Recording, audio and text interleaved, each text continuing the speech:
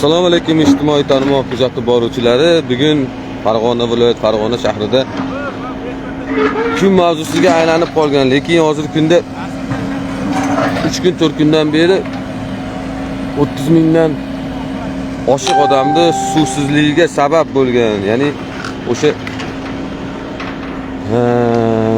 belgilangan xodimlar tomonidan o'sha o'z vaqtida aholiga suv yetkazib berilmagan, lekin o'sha nimadan turbadan nosozlik bo'ldi deb keladigan bo'lsa, mana ko'rib turibsizlar, mana yerda o'sha zaborlar turibdi. Mana zaborlarni mana ko'rib turishingiz mumkin. Mana bu yerdan boshidan oxirigacha zabor bilan qoplangan. Endi nima bo'pti zabor bilan qoplangan deydiganlar uchun mana bir narsani ko'rsatib qo'yamiz. Mana yerda gaz turba mana katta 159 deyapti, mana shunaqa deyapti. Endi buni ob'yomini men bilmayman. Buni biladigan odamlar bor. Un tepasida yana mana kichkina shu 50lik turbalarda gaz ketgan mana. Ko'rgan bo'lsangiz boshidan oxirigacha. Lekin bu Farg'ona viloyat gaz ta'minoti xodimlari o'sha har vaqtda monitoring olib borish kerak. Lekin olib bormaganligi sababdan ular qatga bo'lsa turbani yopishtirib ketaverish oqibatida mana shap mana yerda u tagida ko'rib turgan bo'lsangiz mana turba turibdi. Bu turba mana. Bu turba 800lik turba. 800lik turbani ichidagi hajmdan suv ichadigan 30 mingdan oshiq odam yerda suv o'sha o'zini ehtiyoji uchun iste'mol qiladi. Bo'pti, endi turbani yer tayida ekan, bular ko'rishmagan bu. Lekin bu gaz turbalar ko'rinib turibdi-yu, misol. Mana gaz turbalar ko'rinib turibdi. Nahot Farg'ona viloyati, Farg'ona shahrida o'sha o'zini hududini himoya qiladigan darajadagi tashkilot shuncha yillar davomida mana yerda mana metalik zavod ekan, mana armatura shunga o'xshagan narsalar chiqarar ekan mana. Zavod. Shu zavod mana devor qilib urib chiqib olgan mana. Ichida mana konteynerlarda yashash joylari qilgan, men buni skladlar qilgan, narsalar qilgan. Lekin shuni kelib birorta odam kelib nima qilyapsan bu yerda? Mayda men turbalarim turibdi, bor mayda. Yong'in chiqib ketsa nima bo'ladi? Yo bo'lmasam u katta harorat bilan ishlaydigan zavodning chekkalariga gaz turbalari tortish normallari bor, o'ziga yarasha qoidalari bor deb aytmagan. Endi suv teshilgandan keyin dastlabki qilinish lozim bo'lgan ish nima? Bu yerda quvurni nosozlik joyini topib remont qilish. Remont kelganda mana u zavodni egalari va bu yerda hozir bizni o'zbek millatiga, ya'ni o'zbek tilini bilmaydigan o'zbeklar, etnik o'zbek bo'lmagan, ya'ni o'sha Xitoymi, ular karismi, buni birov bilmaydi bularni. Shu millat sohiblari chiqqanda chap kadastr hujjatini ko'rsatib, bu meni joyim degan. Batni ko'lamaysan ham, tegmaysan ham deb turib olgan. Keyin biravardida mana uni bunaqa qilib buzalmagan uchun mayda ta'mirlash ishlarini olib borish olmagan. Endi kecha 2025-yil 13-mart kuni Farg'ona shahar prokurori birinchi o'rinbosari keldida hamma mas'ullarni soat 8 ga shetga to'plash, ya'ni kadastr, arxitektura, soqi va gaz hamma mas'ul xodimlar to'plab chetda ularning hujjatini ko'rish o'sha jarayonida aslida bu yer o'zi dehqon xo'jaligi yeri ekan. Mana o'sha yer. Dehqon xo'jaligi yeridan buni hozir endi biz bilmaymiz necha yildan beri bitdan dehqon xo'jaligi yerini o'zini manfaati uchun foydalanib kelgan. Farg'ona shaharida joylashgan shu armatura zavodni yon tomoni dehqon xo'jaligi yeri ekan-u, lekin shuni qachon ishchi guruh kelib, ular qo'ldan hujjatini olib ko'rmaguncha birov bilmagan. Ular mana o'zlari o'zboshimchalik qilib dehqon xo'jaligi yerlarini o'zlari egallab, ularni devorlar to'sib, ularga konteynerlarni qo'yib foydalanib kelishgan. Lekin Farg'ona viloyatda ham, shaharda ham birorta mas'ul buni o'rganib chiqmagan. Qachonki mana turba tekshirib nosoz bo'lmaguncha. Ya'ni maqsadli ajratilgan yer maydonidan faqatgina tadbirkor o'zini maqsadida foydalanib kelgan, lekin birorta monitoring qilishi lozim bo'lgan tashkilotlar, Sputnikdan qarab turadigan, kadastr, arxitektura, gaz mana, suv mana, viloyat rahbarlari bular endi juda katta odamlar bo'lib ketgan. Lekin shu xalqning yerini qay maqsadda chiqqan, qaysi turda u foydalanadi, kimlar undan foydalanadi, u foydalanishga loyiqmi, bu yer qancha daromad keltiryapti, kimga manfaat keltiryapti deb aytmagan. Faqatgina tadbirkorni o'sha boy bo'lishi uchun ko'zini yumib turishgan. Nima uchun ko'zini yumib turgan deyman? Chunki bunga asosim bor. Chunki shuncha yildan beri bu qancha yil, oymi, kunmi foydalanib kelgan bo'lsa ham O'zbekiston Respublikasining qonunlarini buzib foydalanib kelgan. Lekin birorta tashkilot chiqib turib, "Sen kimsan?" demagan. Mana bugun 14-mart kuni endi kadastr hujjatlarini ko'targanda bu dehqon xo'jaligi yer ekan. Lekin mana shu yerda mana ko'rib turibsizlar, bitta sklad sifatida foydalanib kelishgan. Kecha biz kechqurun soat 11larda kelganimizda o'zbekchani bilmaydigan, ruschani bilmaydi. Xitoylar eshik tagida qo'rov bo'lib turishibdi. Biz ular bilan gaplasha olmadik, chunki u bizni tilni tushunmaydi.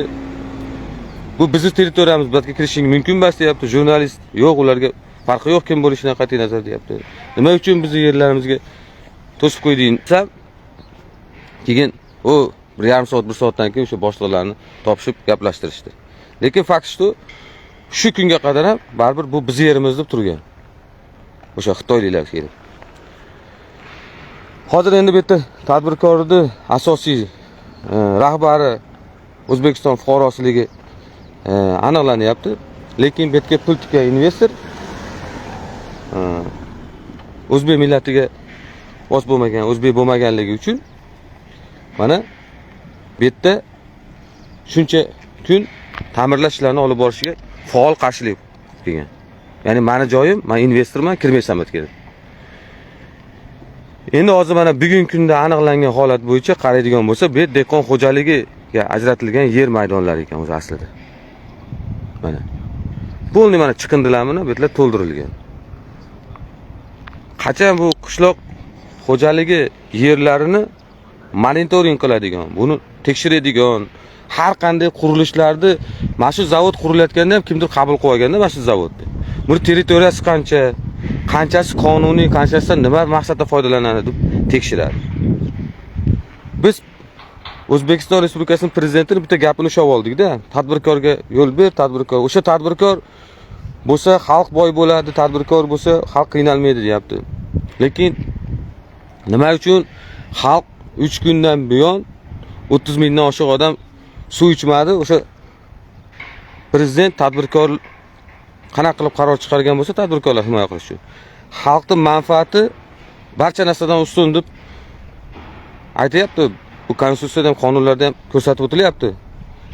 Insonparvarlik shunga o'xshagan narsa. Lekin 3 kundan buyon xalq suvsiz o'tirdi. Mana shu yerdagi mana shu turba noqonuniy egallangan yerni tepasida qurilgan qurilish, ya'ni o'sha beton qoplamalarning orqasidan 30 mingdan oshiq odam suvsiz o'tirdi-yu.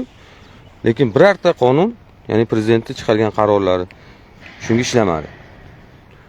Kecha mana prokuror keldi, endi kelib shuni endi aniqlik kiritgandan keyin bu yerda yer qishloq xo'jaligi yerligi aniq bo'ldi.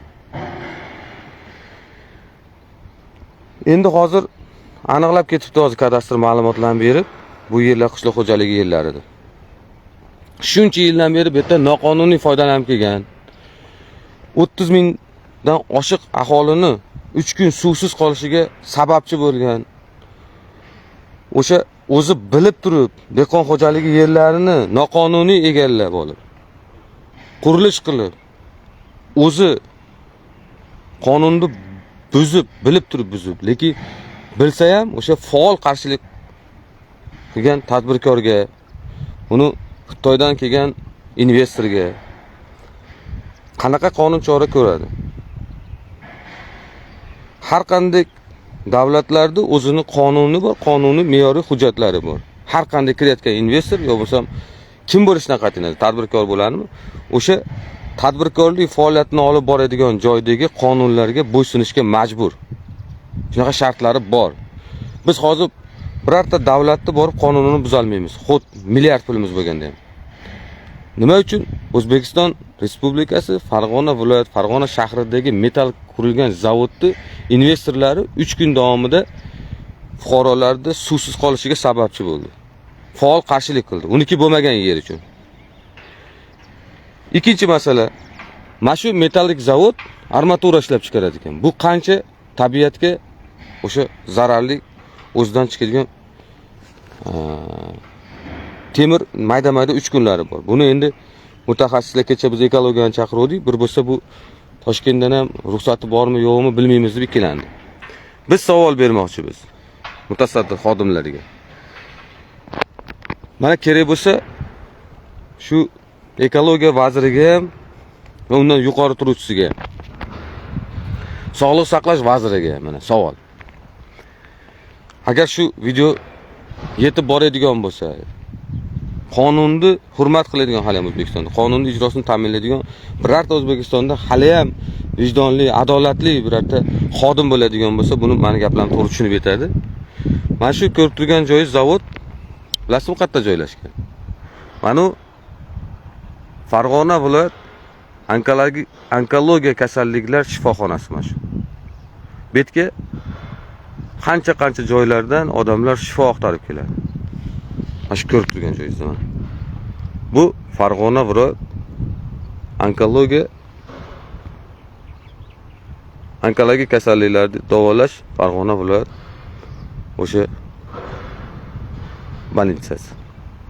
Endi yaxshi batni biladiganlarga u naryoqda teri kasalliklar bilan og'rigan, ya'ni oldingi tilda aytadigan ko'jinni deydi, lekin teri kasalliklar dispanseri.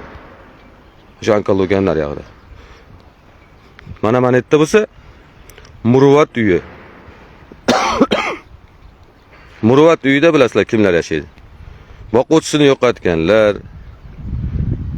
o'sha yashab lekin o'sha qariganda mana shu Muruvvat uylarda qolib ketgan odamlar yashaydi mana.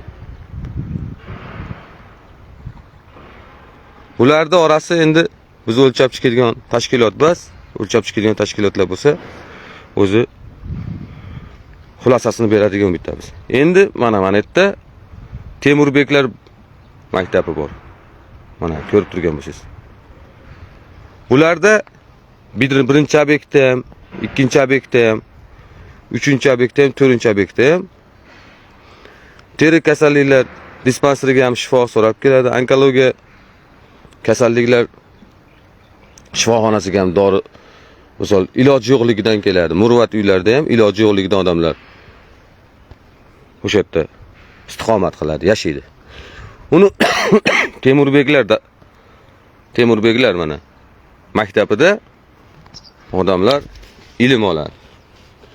Temurbeklardan nariyog'ida 30 mingdan oshiq aholi yashaydi. Lekin mana metalik zavod ko'rib turganingizdek, mana bu yerda qat rostlab aholiga necha metr yaqinlikda bo'lishi kerak, uni biz bilmaymiz, lekin uni biladigan tashkilotlar munosabat beradigan umiddamiz. Hozir Effectus web sayti uchun materiallar to'playapmiz. Buni qonuniyligini o'rganib chiqadigan tashkilotlar hali ham agar bo'ladigan bo'lsa, buni qonuniy yechimini topadigan umiddamiz. O'zbekistonda qonun bor va qonunga barcha kim bo'lishidan qat'iy nazar hamma qonunga bo'ysunib yashaydi. Investor bo'ladimi, tadbirkor bo'ladimi, birorta katta amaldor bo'ladimi, kim bo'lishidan qat'iy nazar qonunlarga bo'ysunadi. Chunki xalq shu qonunlarga bo'ysunyaptimi? U ham xalqning bitta vakili, lekin zimmasida bitta mas'uliyati bor degani u qonunlarni buzadi degani bas.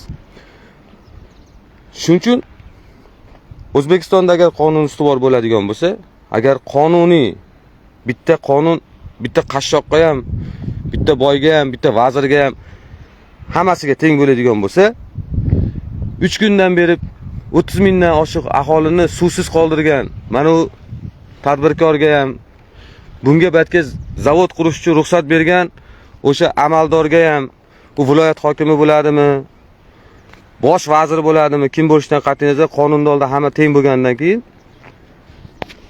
ertangi O'zbekistonda xalqini turmush sharoitini o'ylamasdan, ularga keladigan noqulayliklarni bilmasdan, o'shalarni bilib turib ham inkor qilib qaror chiqarib bergan har qanday davlat xodimlari bu jamiyatda yashashga yo bo'lmasam bu jamiyatda men kimdirman deyishga haqqi yo'q. Chunki u qonunni buzyapti. Bir necha marta aytayapman, O'zbekistonda oddiy odam qonunga bo'ysunyaptimi? Barcha qonunga bo'ysunishga majbur.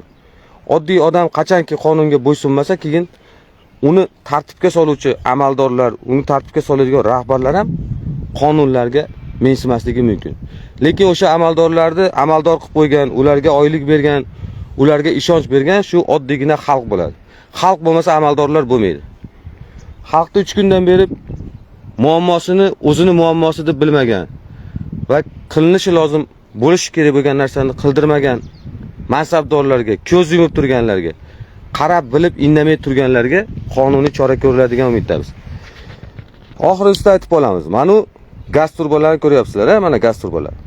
Bu gaz turbalari o'sha qattagidur yashaydigan odamlar uchun gazlar tortilgan quvurlar. Bu bechoralar kelib bitta monitoring ham qiladi, hali tashkiloti bor, gaz tashkiloti, mana boshqarmasi endi bu. Mana Shepsaytirmatga vagonlarni qilib qo'ygan-u, lekin bu tashkilot ishlamaganligi uchun indamay turavergan. Buni tagidagi turbani ko'rmagan bo'lishi mumkin, suvni quvuri turbasini. Lekin mana bechoralar mana turbalarni ko'rganda kelib, lekin indamasdan ketavergan. Shu indamasdan ketgan, hattoki nazorat qilmagan, vaqtida monitoring ishlarini olib bormagan va yana qaytarib aytaman, mana zavodni qurayotganda, foydalanishga qabul qilayotganda buni qancha yeri bor, atrofidagi yerlar turlari nima deb qiziqmagan mansabdorlarga nisbatan qonuniy chora ko'radigan umiddamiz. Biz O'zbekiston Respublikasida qonun ustuvor va qonun ustuvorligini ta'minlab beruvchi hali ham davlat tashkilotlari bor deb o'ylaymiz va o'sha davlat tashkilotlaridan yordam so'rab qolamiz. Kelgusida shunaqa muammolar bo'lmasligi uchun. Sog' bo'linglar, salomat bo'linglar.